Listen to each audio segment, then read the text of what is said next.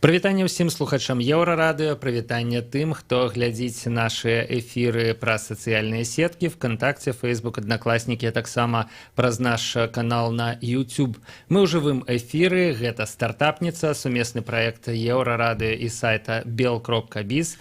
Рэдактарка BelBiz Юлія Няхай у нашай студыі. Прывітанне, Юлія. Прывітанне, Павел. І наша сённяшняя госця, гэта SEO стартапа Rocket Data, Дар'я Данілова. Прывітанне. Да. Привет. Дар'я и вам.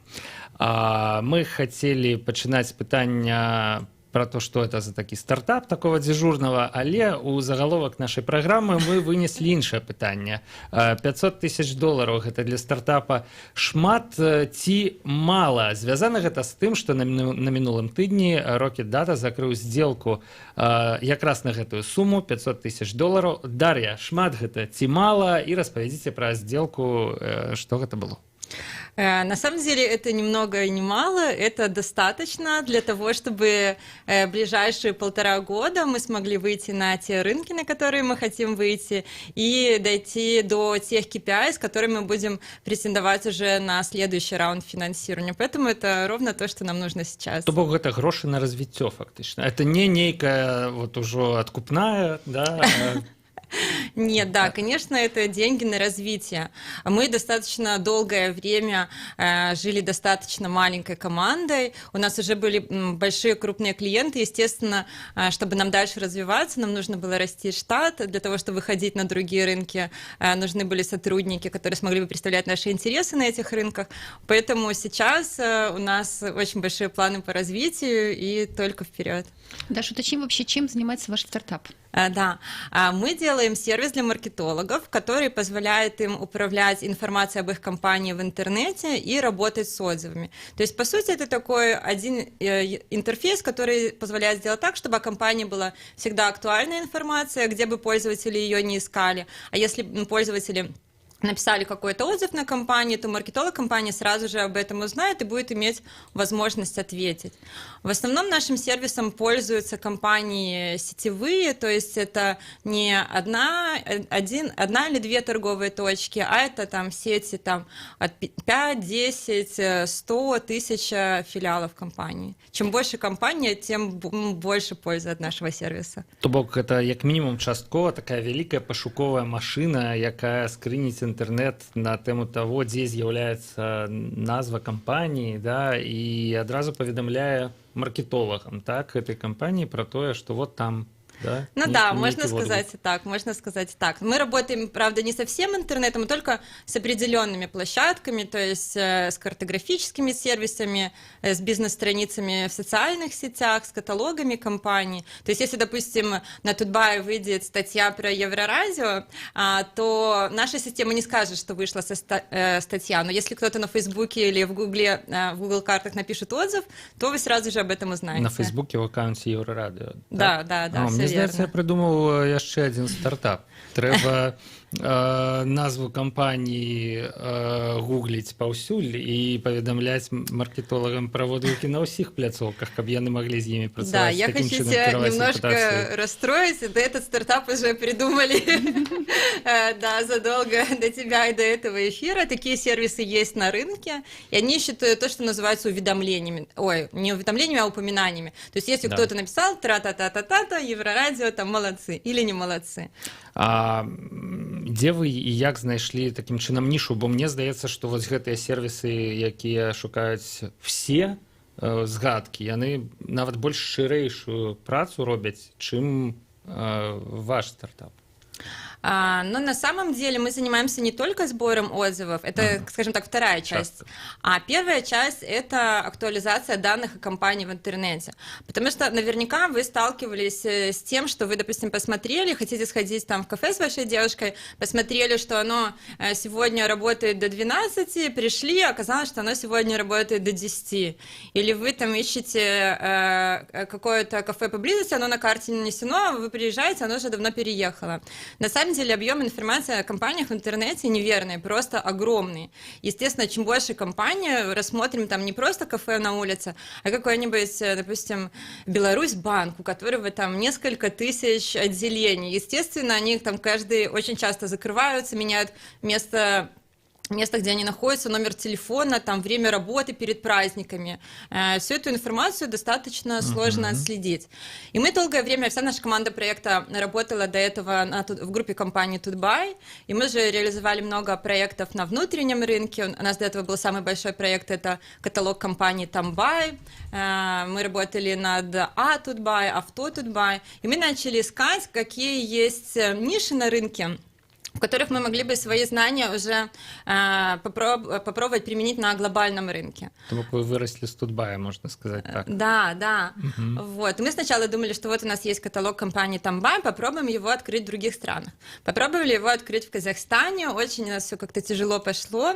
И мы поняли, что такие вот тяжелые традиционные бизнесы, их очень сложно открывать, они очень плохо масштабируются, нужно очень-очень много денег. И мы думали, что такое мы можем сделать, сидя в Беларуси, работая нашей белорусской командой, но чтобы пользователи у нас были по всему миру. И мы тогда уже думали, что... Ну и было, в принципе, видно, что все, что начинается на американском рынке, на английском рынке, оно там уже популярно, и до рынка там СНГ, Центрально-Восточной Европы, Азии, оно доходит где-то через 3-5 лет. И очень выгодно смотреть, какие тренды сейчас на западных рынках, и просто переносить это на наши рынки. Так, в принципе, можно ничего нават не придумлять. Просто, як у советские часы, в принципе, некоторые музыки, да, якія мели выезд за мяжу, там доступ до пластинок замежных, да, и они просто могли переигрывать то, что на Заходе уже там отыграли 5 годов тому. Да. А это нечестно. Но это честно, потому что в нашей сфере есть компании, которые работают, но они работают только на рынке США, Великобритании и Германии. И во всем остальном мире таких продуктов нету. И они никогда не выйдут в наши рынки, потому что им тут будет дорого, у них другой принцип работы и так далее. Но кто-то должен был сделать сервис для этих рынков. Мы разработали свою собственную технологию и сделали так, чтобы при намного более низкой стоимости потребители, у которых совершенно другой чек в наших странах, могли пользоваться этим продуктом. Бо гаворка ідзе не просто про некое заимствование, да, про адаптацию. Ну да, можно сказать так. То есть наши сервисы аналогичные в США стоят где-то в 10-15 раз дороже, чем мы, потому что у них есть очень много там платежей посредникам, а мы делаем все сами, делаем ручные интеграции, как бы с каждым сайтом отдельно, любой, даже с абсолютно небольшим там каким-нибудь областным сайтом, мы можем легко сделать интеграцию и работать с ним. А колькі зараз людей у команде робяць усё самі? Сейчас у нас в команде 30 человек, где-то половина это отдел разработки и половина компании маркетинг, продажи. Я бы вернулся до сделки у 500 тысяч. С кем гэта была сделка? И не ведаю, ці доўга вы да яе шлі? Мне здаецца, што шмат для каго з тых, хто зараз пачынае сваю працу над сваім праектам, гэта выглядае зараз як недасяжная мара. А вы кажете, что это так, ну, на кишенные выдатки. Нет, ну, прям не совсем. Ну, не на кишенные, ну ладно. Не, ну, на самом деле шли достаточно долго. То есть это у нас уже второй раунд инвестиций. Сначала мы брали небольшую сумму у Тутбая для того, чтобы сделать самую минимальную версию продукта, и мы думали, что вот мы сделаем эту версию продукта, и дальше мы уже будем сами зарабатывать себе на развитие, никакие больше нам инвестиции не понадобятся. Но на самом деле мы сделали продукт, начали работать на рынке, мы поняли, что наши клиенты говорят, а мы еще хотим вот это, и вот то, и вот то, и вот то. А с тех денег, которые мы зарабатывали в текущем моменте, мы могли бы им это пообещать сделать только через 3 года. И никаких разговоров о том, чтобы сейчас сделать продуктом на польский рынок, на европейский рынок даже не было. Поэтому уже в конце весны прошлого года мы начали думать о том, что, наверное, нам нужен следующий раунд инвестиций. Вот, и я тогда ходила на несколько питч-ивентов, на конференцию Pandadoc, на стартап-баттл, в котором мы победили летом, к белорусским бизнес-ангелам. И в итоге в нашем раунде участвовал российско-белорусский фонд венчурных инвестиций и несколько бизнес-ангелов. Кто-то из них является членами Angels Band, кто-то это просто люди, которые нам очень нравились, к которым мы сами пришли, сказали, ребята, давайте будем как-то ближе друг к другу, давайте вы станете нашими инвесторами. Яны змагаліся за вас паміж сабой, ці атрымалася так, што яны ўсе нейкім чынам распаковалочку гэтых інвестыцый Да, уклали, да. и атрымалася ў выніку 500 тысяч, так? Да, можно сказать и так. У фонда было обязательное условие, чтобы 25% денег были частными, и мы составили себе список людей, у которых мы хотели бы взять деньги из частных инвесторов, и я приезжала к каждому, рассказывала про проект, рассказывала про сделку и задавала один вопрос. Хочешь ты или не хочешь участвовать в сделке? Если да, то сколько тебе комфортно было бы дать нам инвестиции? Вот мы составили такой список людей, когда уже были конкретные условия сделки, мы там еще раз с ними со всеми созвонились и определились, сколько финально каждый человек вложит в нас денег. А сколько у вас человек было в пайплайне? С кем я вела предварительные переговоры, но я пробовала еще писать и инвесторам зарубежных рынков. Я пробовала общаться там с некоторыми российскими бизнес-ангелами, но в основном в итоге у нас оказались белорусские бизнес-ангелы, потому что все-таки Беларусь, проект, который из Беларуси для европейцев, он, ну, мне так показалось, что он казался чем-то очень экзотическим. Не могу сказать, что они прям там выстраивались в какую-то очередь, им было непонятно, и намного проще было найти общий язык с белорусами. Тем более, что нас на рынке уже очень хорошо знали, там и по Тутбаю, и по другим проектам, и скорее, может быть, деньги давали не только в сам проект, но как бы веря команде, потому что команда уже много сделала проектов на внутреннем рынке. Скажите, Вообще, вообще то, что вот Даша говорит, это очень так важно, потому что, как я вот общаюсь часто с фаундерами, умение привлекать деньги — это очень важный навык и умение. Это галоўны навык. Ну, вопрос. Калі вось з гэтага ж пачыналася, што калі ты робіш круты прадукт, але ты не ўмееш прыцягнуць грошы на яго развіццё, все, ну ты замкнулся ў тым, што ты робіш, варишься, і да пабачэння. Окей, ты можешь деньги, допустим, уметь привлекать, но при этом ты не можешь выстроить нормальный микроклимат в команде. Ну, тогда у тебя есть гроши. Даш, но тем не менее, вопрос у меня такой, вот как можно вот прокачать себе эти скиллы, умение привлекать деньги? То есть ты как-то вот сознательно что-то делала или вот родилась с таким умением? Вот дай какой-то совет, может быть, начинающим стартаперам, что делать, как научиться? Но мне кажется, это в целом не про умение привлекать деньги, а про какой-то уровень амбиций. Вот ты считаешь, что ты такой маленький. Вот многие люди считают, что белорусы, они такие маленькие, бедненькие. Вот как же нам никто не даст, как же я пойду попрошу. Вот нужно, мне кажется, просто ничего не бояться. На самом деле многие инвесторы — это не такие страшные люди, которые там даже тебя не пустят, например, им приятно, когда ты к ним придешь, ну, покажешь им свой проект, расскажешь о нем. Конечно, им будет приятно, даже если они не дадут тебе денег, они дадут тебе какие-то советы относительно твоего бизнеса. Поэтому я думаю, просто не нужно себя принижать, нужно мыслить амбициозно, не нужно концентрироваться только на белорусском рынке. Мне кажется, это самая распространенная ошибка, которую только можно придумать. Белорусский рынок очень-очень маленький. Нужно сразу думать о том, какую ты сделаешь глобальную историю, и иметь какое-то видение этого проекта не только на год вперед, но на 3, 4, 5 лет вперед, чтобы ты мог рассказать историю вот с сегодняшнего момента, когда у тебя нету ничего, и до самого экзита, и чтобы это было как бы здраво. Шчыра, вельмі шмат пытанняў мне зараз прыйшло ў галаву ад таго, як інвестары рэагавалі на гэтае вашае пытанне, типа, ну колькі? Да, вы гатовыя ўкласці і іншае, але нам час перарвацца зараз на кароткі выпуск навінаў і музычную паузу. Праз некалькі хвілінаў мы вернемся ў студыю Еўрарады. Юлія Нехай і Дар'я Данілова, сеа стартапа Rocket Data у нас у студыі. Гэта стартапніца, не пераключайцеся.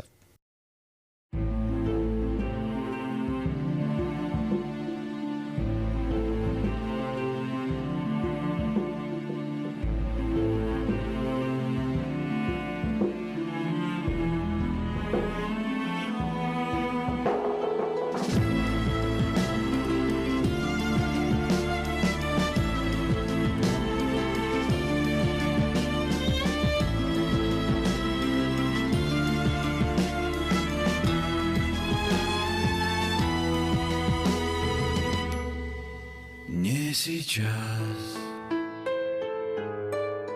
поутру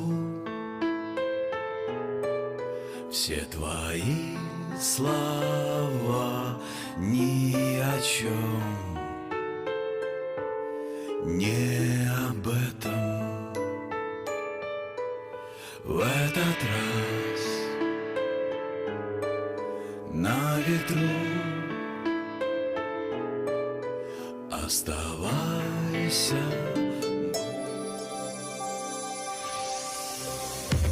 Еўрарадыё. Час ведаць, што адбываецца. Вітаю, каротка пра асноўныя падзеі. Падчас візіту Александра Лукашэнкі ў Маскву, які адбудзецца заўтра, у суботу 29 снежня, лідары краін абмяркуюць, як быць з дамовай 99-го года аб стварэнні саюзнай дзяржавы. Нагадаю, гэтая дамова прадугледжвае поўную пагрозу ліквідацыю суверэнітэту Беларусі. Гэта стварэнне наддзяржаўных органаў кіравання і пераход на расійскі рубель. Будзе абмеркаваны таксама і фінансавы запыт Мінска да Масквы. Заявіў пра гэта прэс-сакратар прэзідэнта Пуціна Дмітрый Пяскоў. Рознагалоссі паміж саюзніцамі ўзніклі з-за нафты і газу. Расія плануе абнуліць экспартную пошліну на нафту і нафтапрадукты і падняць стаўку падатку на здабычу карысных выкапняў, што пазбавіць Беларусь за некалькі гадоў ажно 11 і 12 мільярдаў долараў. Беларусь настойвае на кампенсацыі, а ў Маскве настойваюць, што падатковы манеўр унутраная справа Расіі, і каб далучыцца да яго, Беларусі варта выканаць пагадненне 1999 года. Інтрыга захоўваецца, заўтра Лукашенка ляціць на перамовы. Трагедыя адбылася ў інтэрнаце БДУ цэнтры Мінска, дзе выпаў і забіўся студэнт, робячы сабе селфі. У інтэрнаце жывуць студэнты гістарычнага факультэта, факультэта філазофіі і сацыяльных навук, інстытута бізнеса і менеджмента.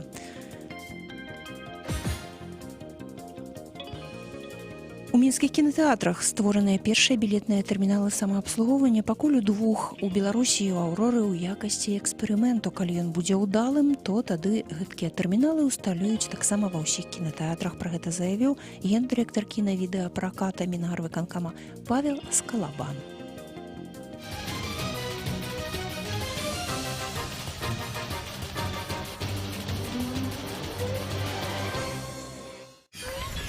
Еўрарадыё.фм. Вяртаемся ў студыю Еўрарадыё. Гэта стартапніца, сумесны праект Еўрарадыё і сайта Белбіз пра дзёрзкіх маладых прадпрымальнікаў, якія будуюць бізнес у Беларусі, пра смелых інвестараў, якія ў гэтых прадпрымальнікаў вераць. Сёння наша госця Дар'я Данілава, SEO стартапа Rocket Data. Яшчэ раз прывітанне, Дар'я. Вітанне. І, як заўжды, у студыі Еўрарадыё рэдактарка Белбіз Юлія Нехай. Яшчэ раз прывітанне, Юлія.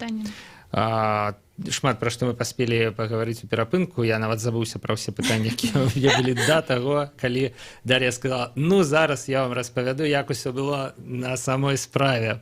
Вось. І пра што, да? Мы пагаварылі пра тое, што не ўсё так у стартапаў радужна, вясёлкава, а іх вобраз вельмі часта ідэалізуецца, да? Але не трэба думаць, што вот всё ідзе па накатанай, да? Да, на самом деле все всегда рассказывают, как мне предложили однажды выступить на мероприятии, даже вот тема твоего доклада «Rocket Data. История успеха». Я такая думаю, господи, что же мне теперь рассказывать? Вот. Не, на самом деле было много таких факапов на этом пути, и было много сложных моментов, и для этого очень важна команда, которая сможет, когда у тебя сегодня все тяжело, кто-то другой должен тебе сказать: так, соберись, тряпка. Когда кому-то другому сегодня тяжело, нужно, чтобы кто-то другой из коллег поддержал.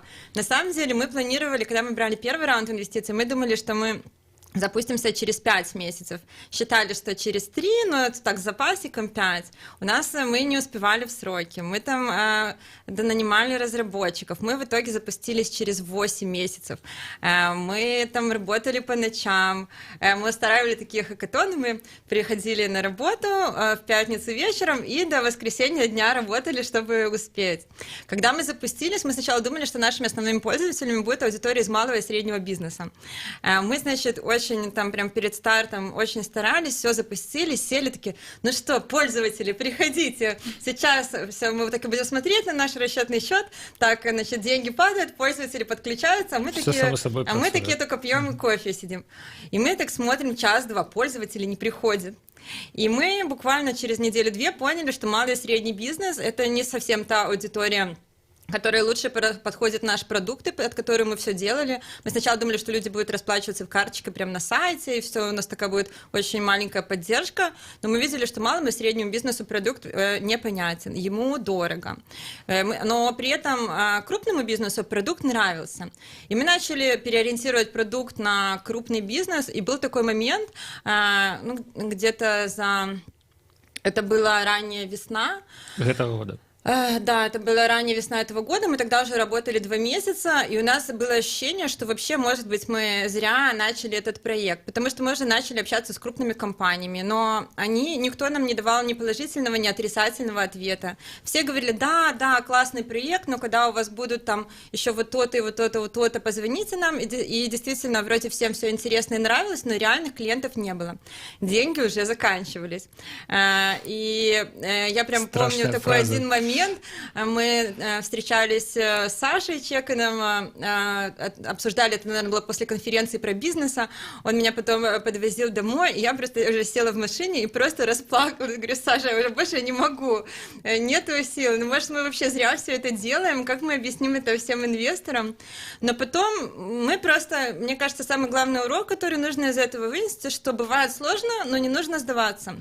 Мы просто попали в такую типичную яму стартапов, которые, даже есть такое понятие, кладбище B2B стартапов. Это стартапы, которые ориентируются на средний и крупный бизнес, у которого достаточно долгий цикл принятия решений. Они могут принимать решения 2, 3, 4 месяца, полгода, год. Покуль там Да. все вот так вот пройдет. И ты работаешь, у тебя уже есть затраты, но у тебя абсолютно нету доходов. И в этот момент главное просто продолжать делать то, что ты делаешь, і все получится. Колькі трэба закладаць, не ведаю, подушку бяспекі. Вот на гэтую працу. Так говорят, что надо увеличивать в 2 раза. Да? Инвестиции в 2 раза, и сроки в 2 раза, все в 2 раза. Ну, я маю на увазе, калі вы пачалі працаваць, і да моманту, пакуль з'явіўся першы рэальны вялікі кліент, і калі вы зразумелі, што вот все, перамога. Ну, у нас были крупные клиенты, просто их было недостаточно, но где-то полгода.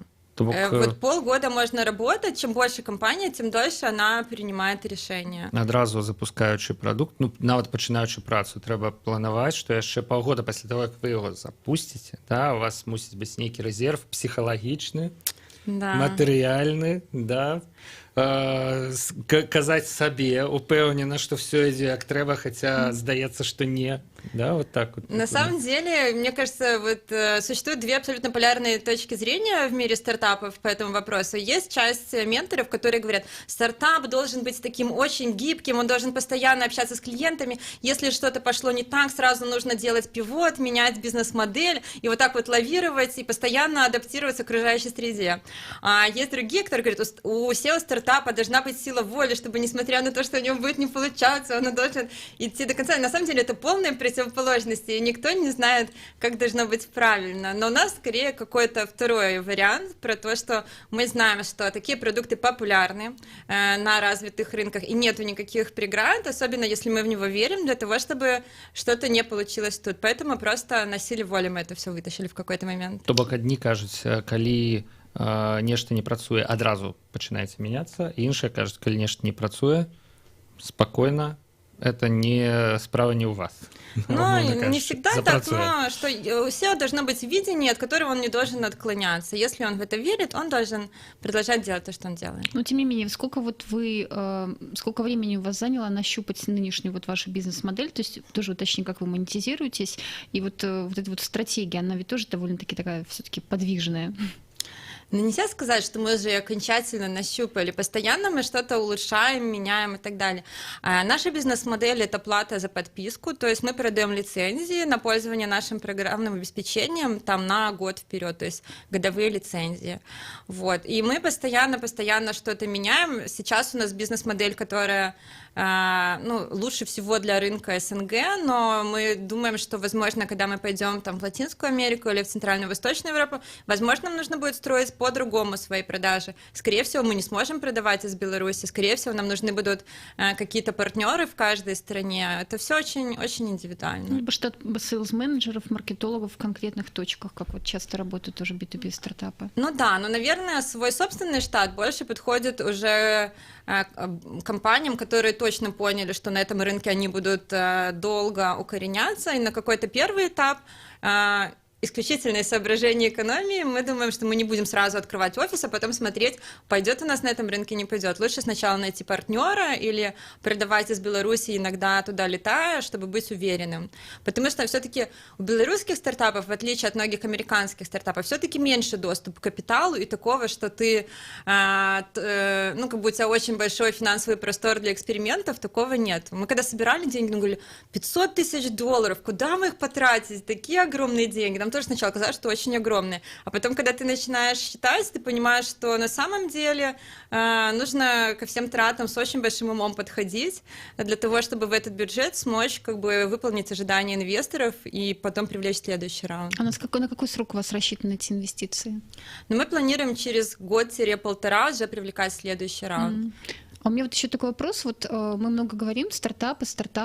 А почему вот ты хотела именно сделать стартап? То есть вот у тебя нет вообще какого-то такого чувства, что это же мой ребенок практически, да? То есть чем плохо иметь хороший, устойчивый, крупный бизнес, например? То есть ты уже сейчас, вот, кстати, когда мы общались по поводу этой сделки с инвесторами, они отмечали, что особенность такая очень хорошая Даши, это для Паши я говорю, для наших для слушателей, конечно, да. Потому что на нас чують, не треба забывать. Хорошо. Вот такая важная особенность Даши как фаундера, то, что она уже думает про экзит. И это очень важно для инвесторов, например. И вот, Даша, ты уже думаешь про экзит. Вот объясни, почему ты про него думаешь? Почему ты не хочешь сделать такой вот ребенка? Застаться у проекте назавжди. Ну, у меня уже просто была такая деточка, которая назавжди. У меня есть первый мой самостоятельный проект вместе с Тутбаем. Это был каталог компании Беларуси Тамбай. Но в какой-то момент мы поняли, что делать что-то только на белорусский рынок – это очень тяжело, потому что, получая доходы из внутреннего рынка, ты никогда не сможешь делать очень крутой продукт, потому что у тебя мало денег, и ты должен всегда идти на какие-то компромиссы. То есть те потребители говорят, у тебя, допустим, плохо работает поиск, а ты понимаешь, что ты просто никогда не окупишь его, если сделаешь его хорошим. Вот. И мы тогда поехали в поездку в Израиль, в стартап-туры, которые делает Женя Чернявская, и мы посмотрели просто какую-то другую реальность, где Израиль тоже очень маленький, у него очень маленький внутренний рынок, но ребята ориентируются только на глобальный рынок, и на то, как за короткий срок сделать очень большую историю. И, в принципе, венчурный мир сейчас, вот если посмотреть, сравнить, допустим, белорусский прибыльный бизнес и какую-то венчурную историю.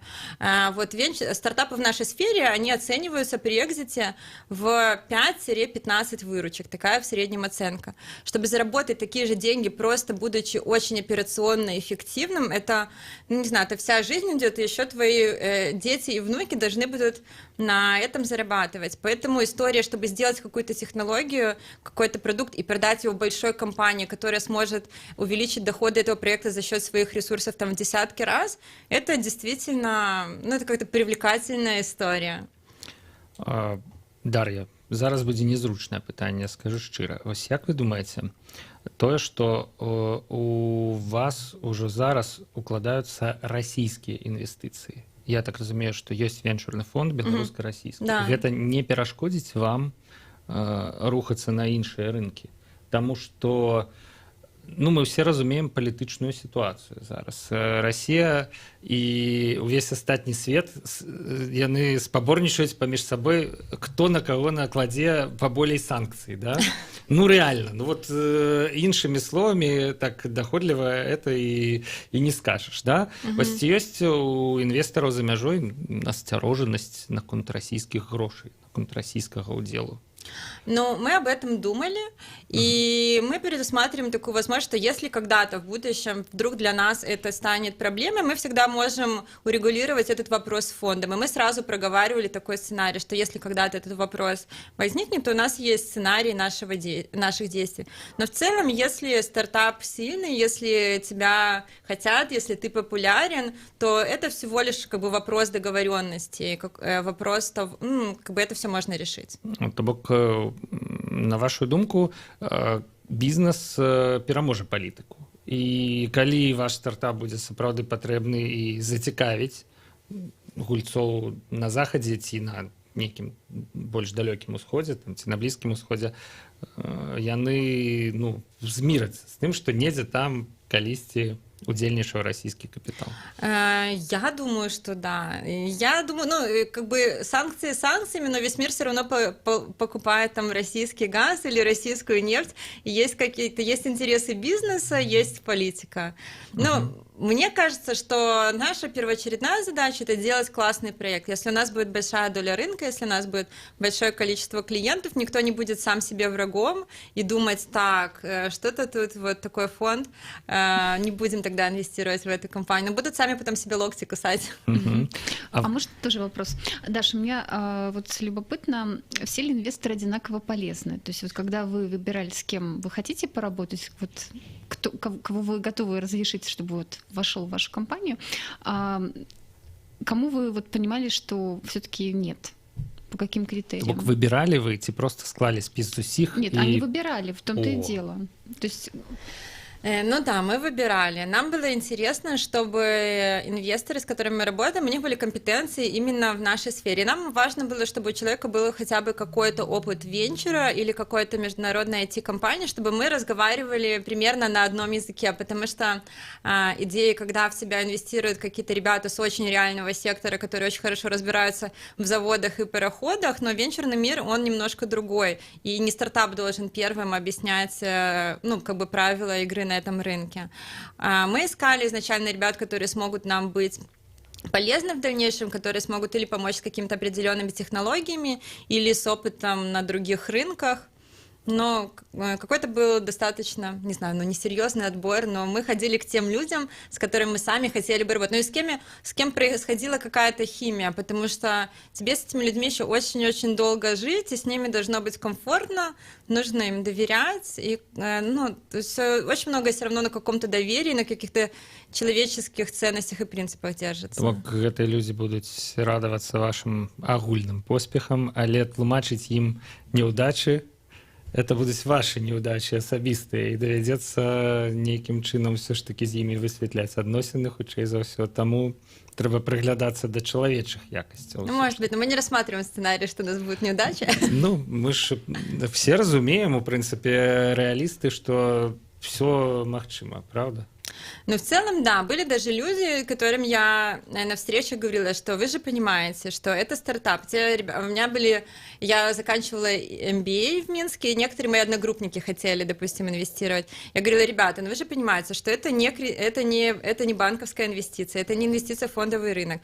Вот если вы хотите дать мне эти деньги, я хочу получить от вас четкое понимание, что вы вот готовы, и вы понимаете, что если они к вам не вернутся никогда, то вы будете себя очень спокойно чувствовать, и это никак не повредит нашей жизни. Вот если вы можете честно сказать, что я понимаю, что это вот такая вот инвестиция, которая может никогда ко мне не вернуться, и я не испытываю вообще никаких эмоций по этому поводу, тогда да, наверное, стоит. Если какие-то эмоции есть, какие-то есть очень серьезные ожидания, я не хочу, чтобы кто-то сидел и потом смотрел на меня, так заглядывал мне в глаза, говорил, ну что, Даша, когда экзит? Да. Ну давай, мне тут квартиру строить, ну что, может быть уже в этом году. За iPhone нема чым платить. Да, давайте. Так, скажу, что у нас засталась 1 хвіліна ў эфіры. Юля, ці ёсць, я могу сказаць.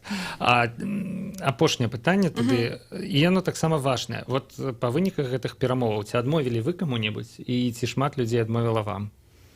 Были люди, которые отказывали нам, были люди, с которыми, которым мы вообще не приходили, потому что сразу понимали, что не хотим работать. Или, скажем, люди, с которыми мы провели переговоры, но мы их не продолжали. То есть такого, чтобы мы сказали, нет, мне было как-то неловко сказать кому-то, я не хочу с тобой работать. Скажем, мы так немножко медленнее с ними общались, не всегда часто отвечали, чтобы сама с собой эта как-то коммуникация затихла, и не приходилось говорить, я не хочу там у тебя брать деньги потому-то, потому-то. Это мы как-то избегали этих моментов. Паш, ну он такой красивый фаундер, правда, так, ну так вот. Як ты думаешь, правильно. Сябры, у нас сёння ў стартапніцы абсалютна цудоўны прыклад. Як сказала нам Дар'я Данілова, увесну каманда была у пэўным крызісе і ў сумневах, ці варта працягваць. Праз 8 месяцаў прыкладна стартап правёў другі раунд інвестыцый і атрымаў 500 тысяч на далейшае развіццё. І гэта жывы доказ таго, пра што мы сёння казалі. Па-першае, ніколі не трэба казаць сабе, там мне не дадуць, да, я туды не пайду, я маленькі беларус, і мне это не па зубах. Трэба ісці наперад і все будзе. Да, все будзе. Дар'я Данілова, сео стартапа Rocket Data, Юлія Няхай, рэдактарка Белбіз і Павел Свярдлоў правялі для вас гэтую стартапніцу. Пачуемся на наступным тыдні. Да пабачэння. Еўрарадыё. Гэта толькі актуальная інфармацыя, аналітыка, музыка і крытыка. Мы незалежная крыніца інфармацыі ў тваім рэальным жыцці. Мы першае рок-радыё Беларусі. Мы 24 гадзіны ў інтэрнэце і на спадарожніках. Еўрарадыё. Час ведаць, што адбываецца.